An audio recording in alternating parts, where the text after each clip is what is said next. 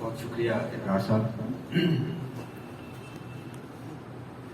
نحمدہ و نصلی علی رسول الکریم. اما بعد اعوذ باللہ من الشیطان الرجیم. بسم اللہ الرحمن الرحیم. کم من فئۃ قلیلۃ غلبت فئۃ کثیرہ او کما قال اصحابی کالنجوم بأی مہتدیتم اہتدیتم. صدق اللہ العظیم. جناب صدر راشد لطیف عوان صاحب، صدر مجلس، اور مرکزی نائب صدر برائے تربیتی امور سردار کامران خان صاحب، افضل خان صاحب، یاسر حسین عوان صاحب، حضور سے آئے ہوئے مہمان دوست اور میرے عظیم انقلابی دوستوں، السلام علیکم. موضوع آپ کے سامنے ابرار صاحب نے رکھا، انقلاب کے لیے منظم جماعت، اس کی ناگزیریت. انقلاب، revolution, change of system,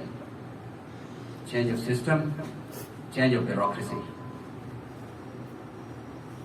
Dear friends, دوستو, we need to grasp the meaning of this word.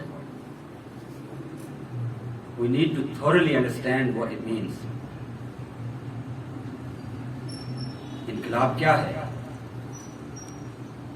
آج میں بالکل کھل کے باتیں کروں گا، کیونکہ یہ عمومی یا دعوتی سیمینار نہیں ہے. میرے سامنے عوام نہیں بیٹھی، میرے سامنے عام ہمارے پارٹی کے ممبران بھی نہیں بیٹھے، میرے سامنے لیڈرشپ کا کیڈر بیٹھا ہوا ہے، میرے سامنے لیڈرز بیٹھے ہوئے ہیں. People sitting in front of me, they are gems in the crown of this nation. They are the crown jewels. یہ جو دوست میرے سامنے بیٹھے ہوئے ہیں، یہ چنیدہ لوگ جن کے اوپر انقلابی جماعت کا اعتماد ہے. میں کھل کے بات کروں. میں نے آپ کے سامنے جو آیت کریمہ تلاوت کی، اس کا پس منظر ہم میں سے اکثر لوگوں کو پتہ ہے. کم من فئۃ قلیلۃ غلبت فئۃ کثیرہ. اس کا شان نزول کیا ہے؟ کئی دفعہ ہم اس واقعے کو بیان کر چکے ہیں کہ داؤد علیہ السلام کے ساتھ، ان کی معیت میں، ان کی کمپنی میں، ان کے ساتھ جو لشکر چلتا ہے، where is it going? Where is it heading? جا کہاں رہا ہے؟ موت کے منہ میں جا رہا ہے. سامنے کون ہے؟ سامنے جالوت، ابھی تک جس کا نام دنیا میں شیطنت کے ساتھ، جس کا نام دنیا میں طاغوتی طاقتوں کے ساتھ گولیت جس کو کہا جاتا ہے، اس کی فوج سے لڑنے جا رہے ہیں. اپنے دور کی سپر پاور، سپریم طاقت، اور مقابلے میں یہ لوگ جا رہے ہیں. اور جب یہ وہاں پہنچتے ہیں تو وہاں جا کر کیا کرتے ہیں؟ اتنا لمبا صحرا کا سفر، کتنے دنوں کی پیاس، اور اس کنڈیشن میں کہ پیاس برداشت نہیں ہوتی. ان کو کہا گیا کہ ان کو حکم دیں پانی نہیں پینا. تو 90% وہاں جا کے کیا کرتے ہیں؟ پانی پر گر پڑتے ہیں. They ignore what was told to them by their leadership. Leadership کی طرف سے جو چیز آتی ہے اس کو انہوں نے اگنور کر دیا. اب اگلا حکم آ گیا، ان کو چھوڑ دیں جنہوں نے پانی پیا ہے، ان کو لے کے لڑیں ان سے جنہوں نے پانی نہیں پیا. عجیب سا حکم ہے کہ آگے اس کی تعداد اتنی زیادہ ہے، آگے سامنے لشکر اتنا جو ہے وہ فارمیڈیبل ہے، انپریسیڈنٹڈ ہے، اور اس اتنی سی قلیل تعداد کے بارے میں کہا جا رہا ہے کہ جنہوں نے پانی پیا ہے اس 90% کو بھی سائڈ پہ کر دیں. لیکن جنہوں نے پانی نہیں پیا ان کو لے کے ان سے جب وہ لڑے, اس کے باوجود گولیت کو شکست ہوئی, اس کے باوجود داؤد علیہ السلام کی اس کو فتح ہوئی, اور اس پہ یہ آیت ہوئی کم من فئۃ قلیلۃ غلبت فئۃ. تاریخ میں کئی مرتبہ ایسے ہوا ہے. دنیا کا سب سے عظیم ترین انقلابی پروگرام ہمیں یہ سمجھا رہا ہے, ہمیں اس طرف توجہ دلا رہا ہے کہ تاریخ میں بہت چھوٹی چھوٹی جماعتوں کو بڑی بڑی جماعتوں کے اوپر غلبہ نصیب ہوا. وہ غلبہ کیوں نصیب ہوا؟ کیونکہ ان کے اندر کچھ کوالٹیز تھی. ان کوالٹیز پر آتے ہیں, لیکن جب یہ کوالٹیز پیدا ہو جاتی ہے تو پھر اس جماعت کے بارے میں اللہ کی حبیب دنیا کے سب سے عظیم انقلابی لیڈر کیا فرماتے ہیں؟ اصحابی کالنجوم بأی مہتدیتم اہتدیتم. میرے انقلابی پارٹی کے جو ورکرز ہیں یہ ستاروں کی مانند ہیں. تاریخ نے ثابت کیا کہ جو جماعتیں قلت اور کثرت کی بات نہیں, ہوتا ہی یہی ہے کہ سوسائٹی میں سے چنیدہ لوگ آپ چنتے ہیں, ہوتا ہی یہی ہے کہ سوسائٹی کے سلیکٹو لوگوں پر آپ کام کرتے ہیں. ہر بندے کے بس کی یہ بات نہیں ہے کہ انقلاب کا یہ بار اپنے اوپر اٹھا سکے. ہر بندے کے کندھے اس بات کا پریشر, اس بات کا بوجھ برداشت نہیں کر سکتے جو اس فکر کے اندر موجود ہوتی ہے. لیکن جو ان کوالٹیز پر پورا اتر جاتے ہیں پھر ان کے اوپر یہ سینگ بالکل ایبسولوٹلی جو ہے وہ فٹ آتی ہے کہ اصحابی کالنجوم بأی مہتدیتم اہتدیتم. جب ہر بندہ ستارے کی مانند ہے اس کا مطلب کیا ہے کہ ہر بندہ لیڈرشپ کا رول پلے کر سکتا ہے. امام انقلاب مولانا عبید اللہ سندھی رحمۃ اللہ فرماتے ہیں انقلابی اکیلا بھی رہ جائے, جنگل میں چھوڑ دیں, وہاں بھی پھر سے وہ جماعت پیدا کر کے انقلاب کی تیاری شروع کر دے گا. تو کیسے کرے گا کہ اس کے اندر یہ کوالٹیز پیدا ہو. انقلابی جماعت کی کوالٹیز کو سمجھنا ہمارے لیے ضروری ہے اگر ہم نے قوم کو لیڈ کرنا ہے. اگر ہم اس چیز کو نہیں سمجھتے ہم کبھی بھی کم من فئۃ قلیلۃ اس کی ڈیفینیشن کے اوپر پورے نہیں آ سکتے. اگر ہم نے اپنے اندر یہ کوالٹیز پیدا کر لی پھر دنیا کی کوئی طاقت ہمیں آگے بڑھنے سے, انقلاب لانے سے روک نہیں سکتی. میں نے آپ کے سامنے بات رکھی انقلاب کیسے کہتے ہیں؟ انقلاب revolution. Revolution means change of system and change of system means change of bureaucracy. آپ لوگ دیکھیں سی ایس ایس کے سسٹم کے ذریعے وہ موجودہ 2 نمبر نظام کو چلانے کے لیے سوسائٹی سے کریم چنتے ہیں, ان کو کشید کرتے ہیں, ان کو چھانتے ہیں. سسٹم نے کئی چھلیاں لگائی ہیں. اتنے کرپٹ سسٹم کے باوجود اس سسٹم کو چلانے کے لیے, کیونکہ اگر وہ باصلاحیت لوگوں کو وہاں لے کے نہیں جائیں گے تو یہ 2 نمبر سسٹم دھڑام سے نیچے گر جائے گا.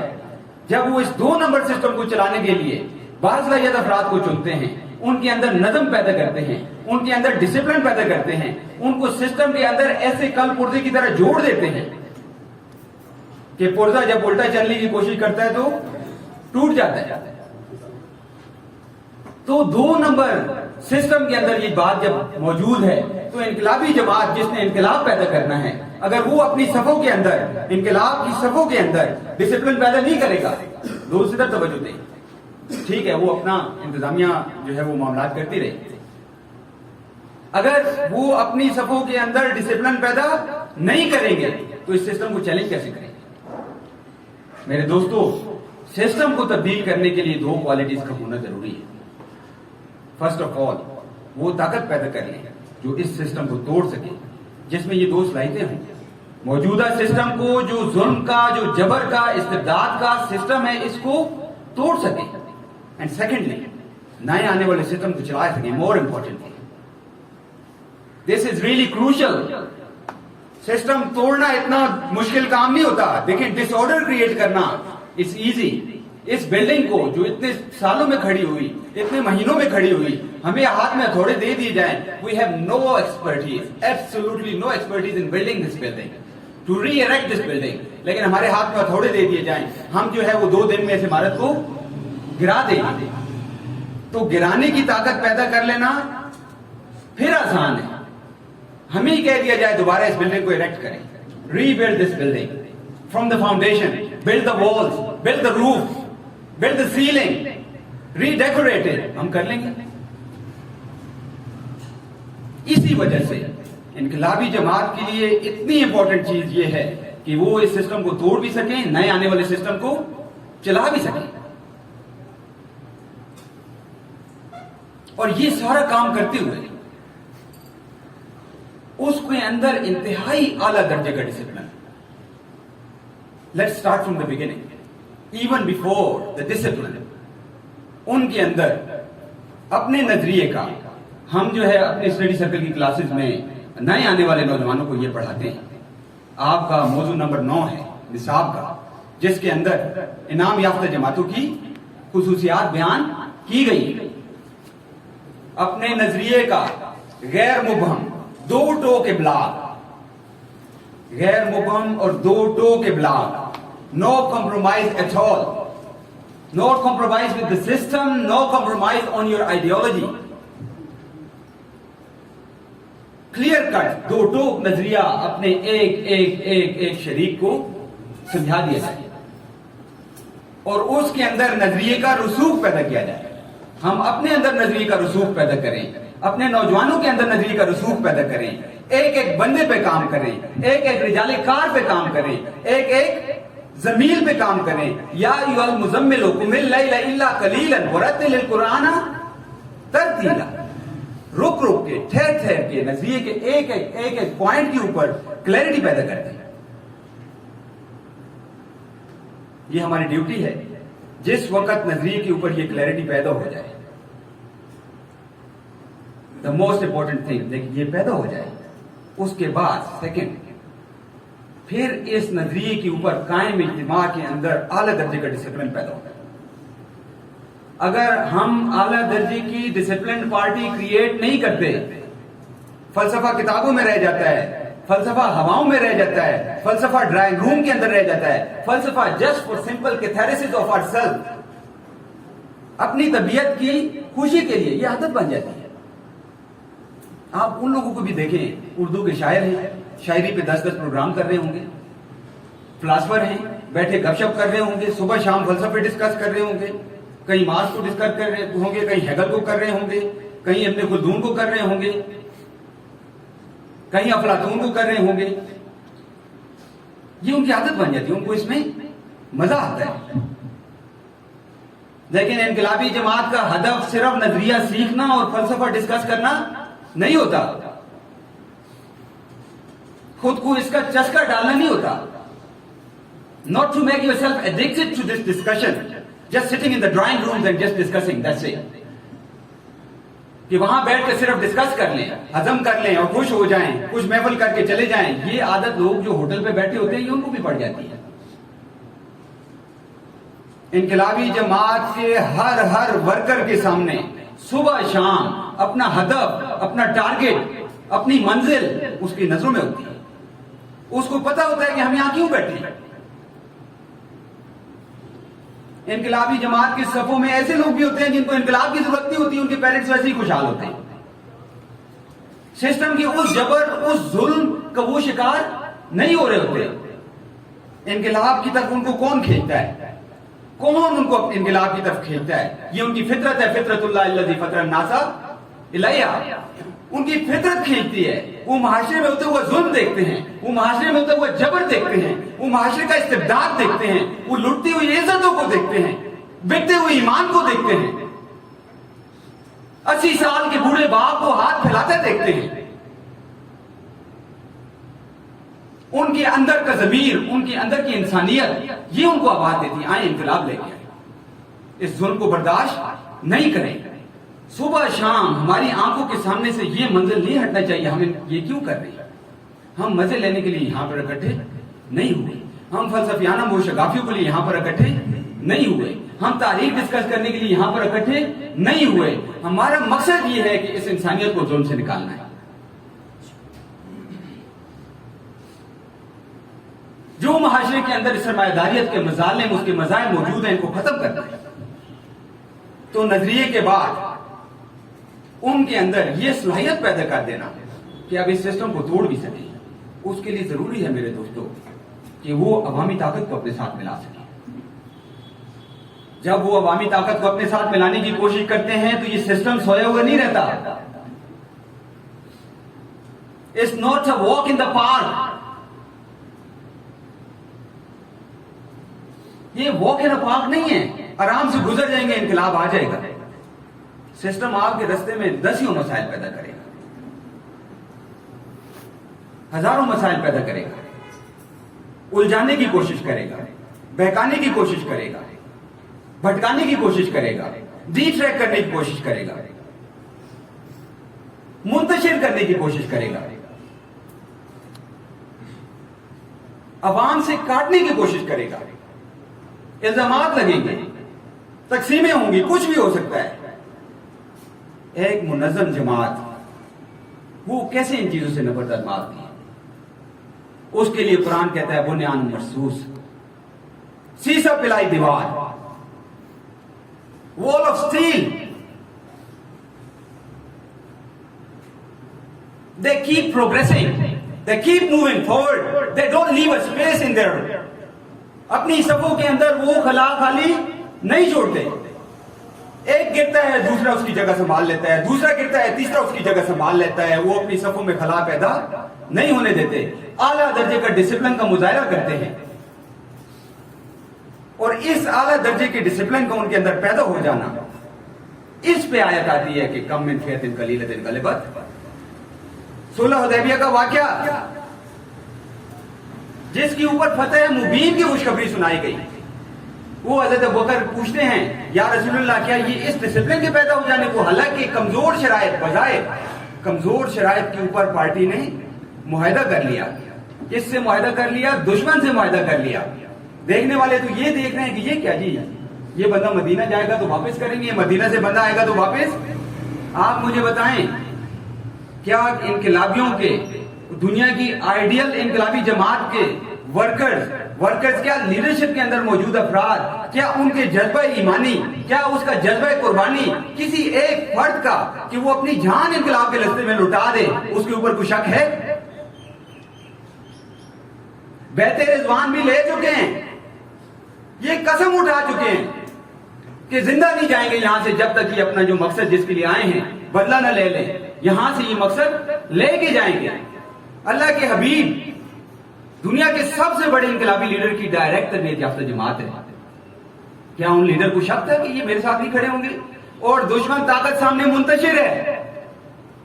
غزوہ بدر جہاں وہ 313 تھے، 313 نے 1000 کو شکست دے دی، اور اب کتنے ہیں؟ 1400 ہیں، اور دشمن سارا منتشر پڑا ہے. یہ سارے سب بند ہیں، موت کی قسم اٹھا چکے ہیں. دیکھیں لیڈرشپ اس چیز کو دیکھ رہی ہے. یہ جو معاہدہ ہے اس کا ان دا لانگ رن انقلاب کو فائدہ ہے، اور اس کے اوپر انقلابی لیڈرشپ دستخط کر دیتی ہے. اور رسول اللہ پریشان ہے کہ یہ اگر اس پہ ساتھ دستخط کیا تو کوئی ریئیکشن نہ آئے. امہات المومنین میں سے one of the woman revolutionary leader, وہ ان کو کہتی ہیں یا رسول اللہ یہ آپ کی جماعت ہے، یہ ڈسپلن جماعت ہے، آپ ایسے کریں یہیں سے جو ہے وہ عمرے کا اور حج کا جو وہ احرام ہوتا ہے اس کو کھول دیں، سر منڈوا کے باہر نکل کے جا کے فیصلہ سنا دیں، آپ اپنی جماعت کے ریئیکشن کو دیکھ لیں. جس کے پاس جماعت کا منڈیٹ ہے وہ جب وہ یہ کرتے ہیں اف کی آواز سامنے سے نہیں آتی، اور آیت آ جاتی ہے ان فتحنا لک فتحا مبینا. یہ فتح ہے انقلابی جماعت کے اندر ڈسپلن کا یہ لیول پیدا ہو جانا، یہ فتح ہے. تو میرے دوستو نظریے کے کلیئرٹی کے ساتھ second most important thing that's a revolutionary party can have in the sake of tools is discipline. اگر انقلابی جماعت کے اندر ڈسپلن نہ ہو تو وہ انقلابی جماعت کہلانے کے لائق ہی نہیں ہے. وہ پی ٹی آئی تو ہو سکتی ہے، وہ پیپلز پارٹی تو ہو سکتی ہے، وہ تحریک انصاف تو ہو سکتی ہے، وہ نون لیگ تو ہو سکتی ہے، وہ جے یو آئی تو ہو سکتی ہے، وہ انقلابی جماعت نہیں ہو سکتی۔ یہ آپ اس میں اپنے نصاب میں پڑھتے ہیں کہ انقلابی جماعت کے اندر جمہوری مرکزیت ہوتی ہے، وہاں مینڈیٹ جماعت کا چلتا ہے، جماعت جس کو مینڈیٹ دیتی ہے وہ دیا ہوا مینڈیٹ ہی ایکسرسائز کر سکتے ہیں، اور جس کو مینڈیٹ دیتی ہے وہی مینڈیٹ ایکسرسائز کر سکتے ہیں، اور مینڈیٹ ایکسرسائز کرنے والوں کے اوپر بھی دستور حکمران ہے۔ دستور کی حکمرانی سے کوئی بھی مبرر نہیں ہے، neither central president, neither working bureau, neither executive bureau, not even central general council جس نے خود دستور بنایا ہے وہ بھی دستور کی عملداری سے مبرر نہیں ہے۔ یہ ہوتی ہے ڈسپلن جماعت۔ اور پھر جس طرح رسول اللہ نے فرمایا کہ اگر تاریخ میں بڑی بڑی جماعتیں، بڑی بڑی قومیں اس لیے تباہ ہو گئی کہ جب طاقتور غلطی کرتا ہے تو اس کے اوپر قانون اپلائی نہیں ہوتا، اور کمزور غلطی کرتا ہے تو قانون کی گرفت میں آ جاتا ہے۔ جب انقلابی جماعت اپنے اوپر اپنے بنائے ہوئے اصولوں کو نافذ نہیں کر سکتی تو دنیا پہ کیا اپلائی کرے گی؟ انقلابی جماعت کا دستور بالکل جسے دو ٹوک انداز میں ہر فرد پہ، ہر اس پہ اپلائی ہوتا ہے۔ یہی تو وجہ ہے کہ چین کے انقلابی اپنے انقلابیوں کی صف کے صفے اول کے لوگ اس سفر کے جس میں ان کے انقلابی لیڈر جن کو وہ پیغمبر کا درجہ دیتے ہیں، ماؤ زے تونگ کی بیوی اور اس کے ساتھ انیشیل بیسک انقلابی پارٹی کے 4 افراد، ہم ان کی نیت پہ بھی شک نہیں کرتے، لیکن جب وہ انقلابی پارٹی کے ڈسپلن کی خلاف ورزی کرتے ہوئے پکڑے جاتے ہیں تو وہ سسٹم ان کے ہاتھ میں پکڑ کے پھانسی لگا دیتا ہے۔ جب امام خمینی کی جماعت کے اندر موجود بنیادی لوگوں میں سے ان کے سن ان لا، رشتہ کتنا نازک ہے، جن کے گھر میں بیٹی ہے، وہ نظریے کے اور جماعت کے مقابلے میں کھڑے نظر آتے ہیں تو جب وہ انقلاب ان کے ساتھ کیا کرتا ہے؟ انقلابی جماعت کے اندر جب یہ ڈسپلن پیدا ہوتا ہے، غزوہ تبوک کے موقع پر 3 صحابی جو پیچھے رہ جاتے ہیں ان کا کیا ہوتا ہے؟ سوشل بائیکاٹ کیا جاتا ہے، گھر میں بیوی تک بات نہیں کرتی۔ یہ ہوتا ہے انقلابی جماعت کا ڈسپلن۔ میرے دوستو، میں اس کیڈر سے یہ بات کیوں کر رہا ہوں؟ کیونکہ اس ڈسپلن کو قائم کرنا یہ اس کیڈر کا کام ہے، یہ عوام سے بات نہیں ہوتی، یہ انقلابی جماعت کی انتظامیہ سے بات ہوتی۔ جتنا اعلیٰ درجے کا ڈسپلن ہم اپنی صفوں کے اندر قائم کریں گے، فرسٹ آف آل جتنا اعلیٰ درجے کا نظریاتی رسوخ قائم کریں گے، اس رسوخ کے بعد جتنا اعلیٰ درجے کا تنظیمی ڈسپلن قائم کریں گے، اور اس کے اوپر جتنے اعلیٰ درجے کی اسٹریٹجی بنائیں گے، انقلاب اتنا قریب تر ہوتا جائے گا۔ اس لیے ہم پہلے دن سے نصاب میں پڑھاتے ہیں کہ جمہوری مرکزیت اداروں نے، جماعت کی تربیت یافتہ اداروں نے جب مینڈیٹ دیا تو تشکیل وہاں پہ چلی گئی۔ یہ دینے کے باوجود بھی اگلی تشکیل میں گائیڈ لائنز موجود ہیں کہ اب آپ نے اس تشکیل کی روشنی میں اسی جنرل کونسل میں سے جس نے آپ کو مینڈیٹ دیا ہے ورکنگ بیورو بنائیں۔ ورکنگ بیورو بنا دیا، اس کے بعد ہاتھ بن گئے، آپ نے ورکنگ بیورو تشکیل لے دی، دیٹس اٹ۔ آپ کا جو سوابدیدی اختیار تھا وہ بھی لمیٹیشنز کے ساتھ۔ لمیٹیشن کیا تھی؟ جنرل کونسل میں سے ہی لیں گے، باہر سے نہیں لے سکتے۔ اب لے لیا، ابھی اس کے بعد آپ کے ہاتھ بند گئے۔ اب آپ نے اس ورکنگ بیورو کے مشورے سے اور اس جنرل کونسل میں سے اب 2 شرائط آ گئی۔ اب جو ایگزیکٹو بیورو تشکیل دیں گے وہ بھی اسی جنرل کونسل سے دیں گے، اور اس کے ساتھ سیکنڈ شرط بھی ہے، وہ بھی آپ کی ذاتی رائے پہ نہیں ہوگی، اب وہ کس پہ ہوگی؟ وہ اس ورکنگ بیورو کے مشورے سے ہوگی۔ جماعت نے اس کا کرائٹیریا طے کر دیا، دستور کے اندر طے کر دیا، اسی جنرل کونسل نے طے کیا۔ اب وہ یہ جنرل کونسل خود بھی جب تک اگر دستور میں ترمیم نہیں لے آتی اس کرائٹیریا کو چینج نہیں کر سکتی، اس سے ڈیویٹ نہیں کر سکتی۔ یہ تو ہے اداروں کی تشکیل۔ اس کے بعد ادارے تشکیل پا جاتے ہیں. فرد کا اداروں کے سامنے سرنڈر کرنا،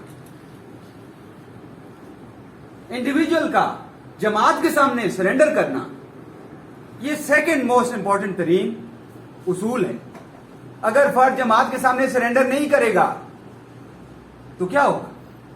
پھر ہم اس کو جماعت تو نہیں کہہ سکتے. ادارہ ایک نوٹیفکیشن جاری کرتا ہے، انڈیویجول اس کو ریجیکٹ کر دیتا ہے. جماعت ایک چیز پاس کرتی ہے، انڈیویجول کہتا ہے نہیں میں تو اس سے زیادہ اچھا سمجھتا ہوں. جماعت ایک پالیسی جاری کرتی ہے، انڈیویجول کہتا ہے نہیں جی یہ تو اس میں یہ خامی ہے، اس میں وہ خامی ہے. جماعت کی غلط بات بھی صحیح ہے اگر جماعت نظریے پہ، اگر جماعت نظریے پہ ہے، اور فرد کی صحیح بات بھی غلط ہے. صحیح ان سینس کہ نظریہ اپنی جگہ پہ قائم ہے تو باقی چیزیں تو پالیسی کے میٹرز میں ہے نا. پالیسی جو جماعت جاری کرتی ہے، میں یہ سمجھتا ہوں مجھے نظر آ رہا ہے اس میں نقصان بھی ہے، ڈزنٹ میٹر. اس میں زیادہ بڑا نقصان ہے کہ پارٹی کی پالیسی کو میں یہ کہہ کے ریجیکٹ کرنا شروع کر دوں اس میں تو یہ بھی مسئلہ ہے، اس میں تو وہ بھی مسئلہ ہے، something wrong here something wrong there. میرے خیال میں تو یہ نقصان ہو جائے گا. بھائی آپ کے خیال میں نقصان ہو جائے گا، آپ جس ادارے میں موجود ہیں بات کریں. اس کے باوجود جماعت کی پالیسی آپ کو فالو کرنی پڑے گی، ورنہ تو یہ کیا ہے، ورنہ تو انتشار ہے، ورنہ تو نفس نفسی ہے. اس کو جماعت کہہ ہی نہیں سکتے. ہر بندہ اپنا راگ الاپ رہا ہے، ہر بندہ اپنی بانسری بجا رہا ہے، ہر بندہ اپنی آواز لگا رہا ہے. یہ تو بازار ہے، یہ جماعت تو نہ ہوئی نا. جماعت تو یہ ہے کہ فیصلہ کیا جاتا ہے کہ باہر جا کے لڑنا ہے، باہر جا کے لڑیں گے. جماعت تو یہ ہے فیصلہ کیا جاتا ہے کہ خندق کھود کے لڑیں گے تو خندق کھود کے لڑیں گے. جماعت تو یہ ہے کہا جاتا ہے کہ صلح کرنی ہے تو صلح کریں گے. اس میں ایک بندہ کھڑا ہو جائے نہیں یہ صلح کے یہ نقصانات ہیں، میں یہ فیصلہ نہیں مانتا. ایک بندہ کھڑا ہو جائے نہیں یہ خندق کھولنا یہ تو بڑی بڑی بزدلی ہے، لوگ کیا کہیں گے، خندق نہیں کھودتے، آپ نے خندق کھودنی ہے تو میں جا رہا ہوں. اس کو جماعت نہیں کہتے. جماعت نظریے کے بعد the most important thing in the party is discipline. If we can't create discipline, we should forget about revolution. خیال استو محال استو جنون کہانیاں ہیں. اپنی جماعت کے اوپر ڈسپلن اپلائی نہیں کر سکتے تو کون سے کیا توقع رکھیں گے. فاطمہ بنت عبداللہ غلطی کرے گی، فاطمہ بنت محمد غلطی کرے گی تو ہاتھ کٹے گا، فاطمہ بنت جیش غلطی کرے گی تب بھی ہاتھ کٹے گا. اگر سردار عمران خان غلطی کریں گے تو دستور کی حد اپلائی ہوگی. اگر عبدالرشید غلطی کریں گے تب بھی دستور کی حد اپلائی ہوگی. اسٹڈی سرکل کے دوست غلطی کریں گے تب بھی غلطی دستور کی حد اپلائی ہوگی. یہ نہیں ہو سکتا. اگر ہم اپنی پارٹی میں، کہنے کا مطلب یہ ہے کہ ڈسپلن انقلابی جماعت کی اعلیٰ ترین کوالٹی ہے. یہ آج کا موضوع ہے. That's why I'm taking so long. بالائی ادارے کے فیصلوں کو زیری اداروں کو ماننا پڑتا ہے. Everything flows from the point of higher potential to the point of lower potential. It can never happen something flowing from a point of lower potential to the point of higher potential. یہ ہو ہی نہیں سکتا. ہمیشہ چیز اوپر سے نیچے آتی ہے. نیچے سے فیڈ بیک تو جا سکتا ہے، پالیسی نیچے سے اوپر نہیں جا سکتی. جب پالیسی اوپر سے نیچے آئے نچلے ادارے اس کو ماننے سے انکار کر دیں، اس کو تو ڈسپلن نہیں کہتے. اسی لیے آرم فورسز میں یہ کہتے ہیں کہ اگر آرڈر آ جائے کہ آپ نے مائن فیلڈ پر سے چل کے گزر جانا ہے تو انہوں نے مائن فیلڈ پر سے چل کر گزر جانا ہے. آگے سے وہ آرگیو کرنا شروع کر دیں، نہیں کرنل صاحب اس میں تو یہ نقصان ہے، نہیں کرنل صاحب اس میں تو یہ نقصان ہے. کیا ہوگا؟ جنگ تو گئی نا. انقلابی جماعت کھڑی ہے، سامنے سسٹم کی طاقت کھڑی ہے، سسٹم کی طاقت گولی چلا رہی ہے. انقلابی لیڈرشپ اپنے ورکرز کو کہتی ہے کہ آگے سے اسلحہ نہیں اٹھانا، آگے سے ہاتھ نہیں اٹھانا. وہ کہیں جا جائیں پہاڑ میں ان کے ساتھ گتھم گتھا ہو جائیں. آپ بتائیں انقلاب کہاں جائے گا؟ اگر انقلابی جماعت اپنی صفوں کے اندر اعلیٰ درجے کا ڈسپلن پیدا نہیں کرتی وہ انقلاب نہیں لا سکتی. بھول جائیں گے. اسی لیے بالائی اداروں کی بات کو زیری اداروں کو ایکسپٹ کرنا. That's the natural flow of things. That's the synthetic way of doing things. الٹی گنگا بہانے سے انقلاب نہیں آیا کرتا. मेरे दोस्तों, ये चीजें ऐसी हैं जो हमने अपने जो है वो सेकंड नेचर बनाना है, इसको अपनी घुट्टी के अंदर घोल के इसको पिला देना है। नजरिए में रसूख हासिल करना मुताले की आदत नहीं है, तो हम मुताले की आदत बनाएं। This is no excuse, it's not in me to read. ये मेरी आदत नहीं है जी, मुताला मुझसे नहीं होता, किताब देख के सर में दर्द होना शुरू हो जाता है मिजाज हमारा। लेकिन अगर इनकलाब की लीडरशिप की सफों में जाना है तो मुताले की आदत डालनी होगी। और किसी पे निसार करना, अरशद साहब नजरिया वो जो है वो हिफाजत तो इनके जिम्मे है, कामरान साहब के जिम्मे है, यासिर साहब के, अफजल साहब के जिम्मे है। नहीं, नजरिया की हिफाजत मेरे जिम्मे है, आपके जिम्मे है, आपके जिम्मे, हम सब के जिम्मे है। अगर नजरिए की हिफाजत का जिम्मा किसी और पे डाल दिया, भूल जाए फिर इनकलाब पे। हम में से हर बंदे का फर्ज है अपने अंदर नजरियाती रसूख पैदा करें। क्लासेस में आने से पहले हम मुताला करके आए। मुहाजिरीन क्लासेस में जाने से पहले अगर किसी चीज पे क्लैरिटी नहीं है, देखें जमात का तह दर तह जो है वो प्रोसेस मौजूद है। यहां पे इस्तिफादा है रेक्टर के साथ, उसके बाद मरकजी तरबियती सेमिनार है, सेमिनार के ऊपर इंस्पिरेशन कॉन्फ्रेंस है, उसके ऊपर एग्जीक्यूटिव ब्यूरो है। हर शिशमाई से पहले ये 4 प्रोसेसेस गुजरते हैं। महाजिर बगैर तैयारी की क्लास में चला जाए, फर्द अगर तैयारी नहीं करके आया, उसने एक अकेला नुकसान किया, अपना भी नुकसान किया, जमात का भी नुकसान किया। नुकसान है जमात का अगर हम तैयारी करके नहीं जाते, लेकिन अगर महाजिर तैयारी करके नहीं गया, उसने पूरी जमात का नुकसान कर दिया। हमने अपने अंदर नजरिए का रसूख पैदा करना है। इंसान है, ठीक है, कमी हो सकती है, कोताही हो सकती है, लेकिन एफर्ट में कमी नहीं होनी चाहिए, इरादे में कमी नहीं होनी चाहिए। हमें अपने अंदर नजरिए का आला दर्जे का रसूख पैदा करना है। नजरिए की हिफाजत न वर्किंग ब्यूरो के जिम्मे है, न एग्जीक्यूटिव ब्यूरो के जिम्मे है, नजरिए की हिफाजत हमारे जिम्मे है। और जब नजरिए पर रसूख पैदा करें, उसके बाद डिसिप्लिन, अपने अंदर तहरीक पैदा करनी है। हमने एक्साइटेड इलेक्ट्रॉन्स बनना है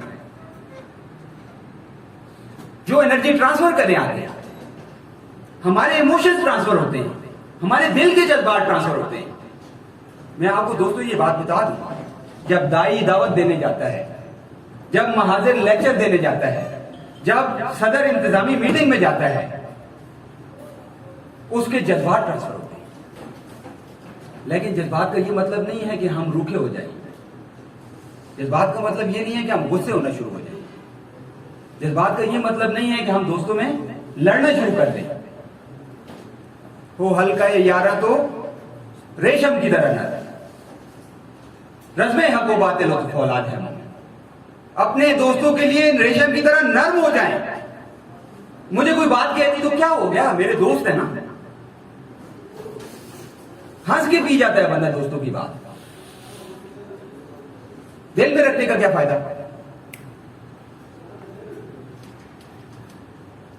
रोहमाओ बैन हम किसको कहते हैं कि दोस्तों को खूबियों और खामियों समेत कबूल करना।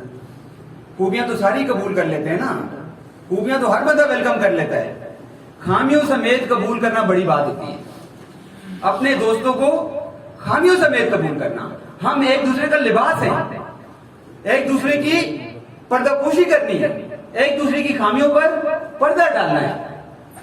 अनलेस हमारी वो खामी जमात के लिए नुकसान का बाइस बन रही है, उसमें भी क्या करना है। मेरी बात कोई अरशद साहब को नजर आएगी तो ये मुझे अकेले में बताएंगे, ये नहीं कि 500 बंदों की मीटिंग में मेरे आमिर साहब आप में तो ये मसला है। इसको कहते हैं हिकमत अमली। हमने अपने दोस्तों के लिए अपने दामन को, अपने दिल को वसी करना है। ये लीडरशिप की क्वालिटी है, और यहां लीडरशिप बैठी हुई है। हमारे दोस्तों के दिलों में हमारी इतनी मोहब्बत हो कि हमें छोड़ के जाने को तैयार ना हो, लेकिन इसके साथ डिसिप्लिन के इतने आला दर्जे की फॉलोइंग कि अगर दस्तूर पे हम पे अप्लाई हो जाए, मुझे जमात सजा दे, जमात को सॉरी करने में मुझे क्या हर्ज है। किसी फर्द को तो मैं सॉरी नहीं कर रहा ना, जमात ने मुझे कहे कान पकड़ ले, मैं कान पकड़ने को तैयार हूं। जमात को सॉरी करने से किसी की भी तजलील नहीं होती, लेकिन इंडिविजुअल को कभी भी अपने सामने सॉरी करने पे मजबूर ना करें।